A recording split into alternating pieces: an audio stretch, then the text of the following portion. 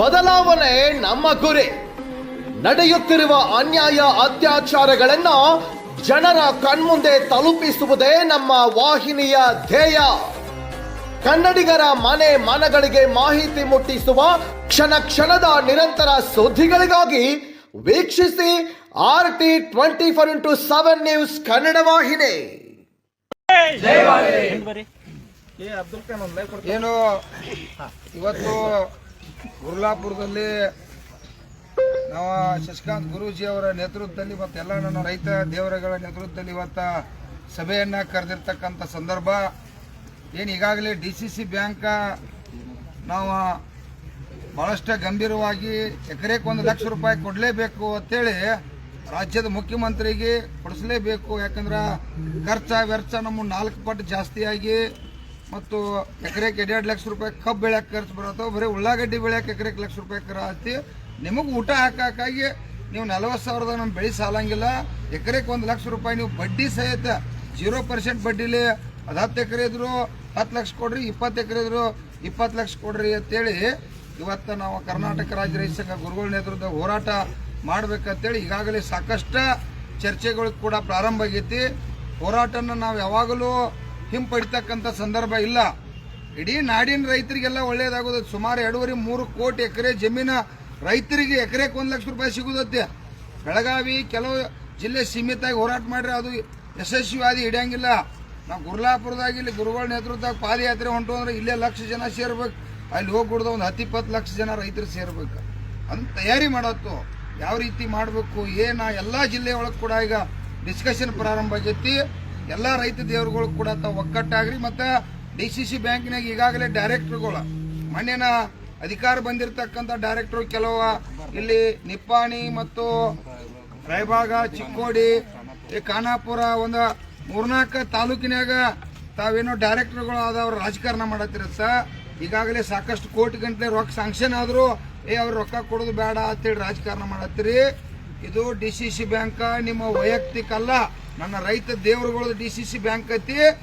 ದಯವಿಟ್ಟು ತಾರತಮ್ಯ ಮಾಡ್ರ ತಕ್ಷಣ ಅವ್ರಿಗೆ ಏನಾರು 4-5-6 ದಿವಸನಾಗ ನೀವು ಕೊಡದಿರ ಇದ್ರ ಸಂಬಂಧ ಗುರುಗಳ ನೇತೃತ್ವದಾಗ ನಾವೆಲ್ಲ ಸಾವಿರಾರು ಜನ ಬಂದ DCC ಬ್ಯಾಂಕ್ ಕೀಲಿ ಹಾಕಿ ಇವರು ರೈತ ವಿರೋಧಿಗಳಂತೆ ಹೇಳ್ಬೇಕಾಕತಿ. ತಕ್ಷಣ ತಾವ ಆ ರೈತರಿಗೆ ಹಣ ಮುಡಿಸ್ತಕ್ಕಂಥದ್ದು ಮಾಡ್ಬೇಕು.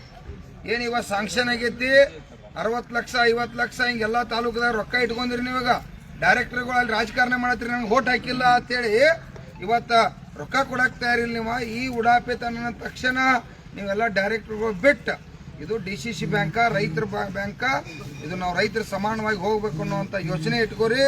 DCC ಬ್ಯಾಂಕ್ ಹೋರಾಟನೇ ಎಂದು ತಕ್ಕೊಳ್ಳಂಗಿಲ್ಲ. ಲಕ್ಷ ರೂಪಾಯಿ ಕೊಡುವವರಿಗೆ ಈ ಚಿಂತನೆ ಮಂಥನೆ ಇರುವುದು.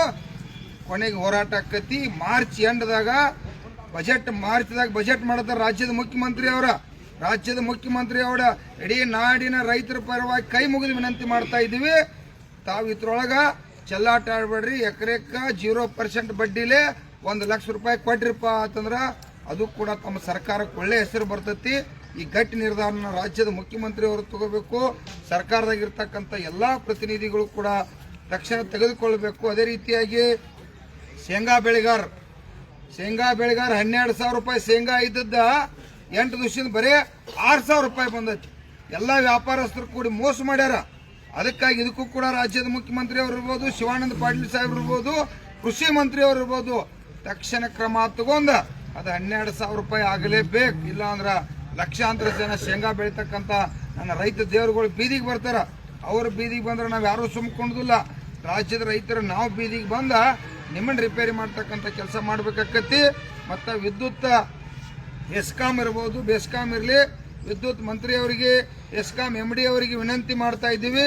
ತಾವು 50 ರೂಪಾಯಿ ಏನು ಸರ್ಕಾರದಿಂದ ನೀವು ಹಣ ತುಂಬಿಕೊಂಡ ಈಗಾಗಲೇ ಅದಕ್ಕೆ ನೀವು ಏನು ಮಾಡಿರಿ, RR ನಂಬರ್ ಕೊಟ್ಟಿದ್ರಿ, ಮುಗಿದು ಅದಕ್ಕೆ 10,000 ರೂಪಾಯಿ ಡಿಪಾಸಿಟ್ ತುಂಬ್ರಿ, HBಗೆ ಇಂತಿಷ್ಟು ತುಂಬ್ರಿ ಅಂತೇಳಿ ಇದನ್ನ ನಾಟಕ ಮಾಡಿ ತಾವ ಇದನ್ನೆಲ್ಲ ಏನೇನು ರೊಕ್ಕ ತುಂಬತಕ್ಕಂಥ ಸುಲಿಗೆ ಮಾಡ್ತಕ್ಕಂಥ ಚಟುವಟಿಕೆಯನ್ನು ತಕ್ಷಣ ಬಂದ್ ಮಾಡ್ಬೇಕು.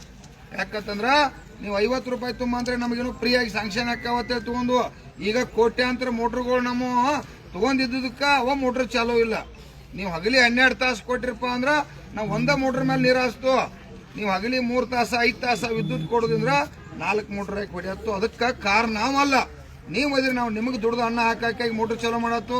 ಆ ಮೋಟ್ರ್ ಚಾಲೂ ಮಾಡಿ ಬಂಗಾರ ಬಿಡುದಿಲ್ಲ, ಅದು ಹೊರಗ ನೀರು ಬಿಡ್ತೈತಿ, ಅದನ್ನ ಭೂಮಿಗೆ ಹಾಸ್ತು, ಊಟ ಬರ್ತೈತಿ, ಊಟ ಹಾಕತ್ತು.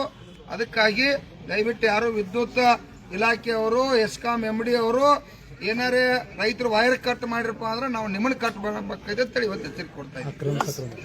ಅಕ್ರಮ ಸಕ್ರಮ ಕೂಡ ಮುಂದುವರಿಬೇಕಾಗೈತೆ. ಅದನ್ನ ತಕ್ಷಣ ಸರ್ಕಾರ ಅಕ್ರಮ ಸಕ್ರಮ ಮುಂದುವರಿಸಬೇಕು. ಹೀಗೆ ರೈತರ ಎಲ್ಲಾ ಬೆಳೆಗಳಿಗೂ ಕೂಡ ಏನು ಮೋಸ ಆಗತ್ತೈತಿ, ಭತ್ತ, ರಾಗಿ, ತೊಗರಿ, ಕಡ್ಲಿ ಏನೇನ್ ಆಗತ್ತವು ಎಲ್ಲಾ ಬೆಳೆಗಳಿಗೂ ಕೂಡ ನಿರಂತರವಾಗಿ ಖರೀದಿ ಕೇಂದ್ರ ಇರ್ಬೇಕು. ಬಜೆಟ್ದಾಗ ರಾಜ್ಯದ ಮುಖ್ಯಮಂತ್ರಿ ಅವರು ಕೇವಲ ಅಂದ್ರು APMC ಖರೀದಿ ಮಾಡ್ಲಿಕ್ಕೆ 50,000 ಕೋಟಿ ರೂಪಾಯಿ ಹಣ ಕೂಡ ಇಡಬೇಕು ಅನ್ನುವಂತ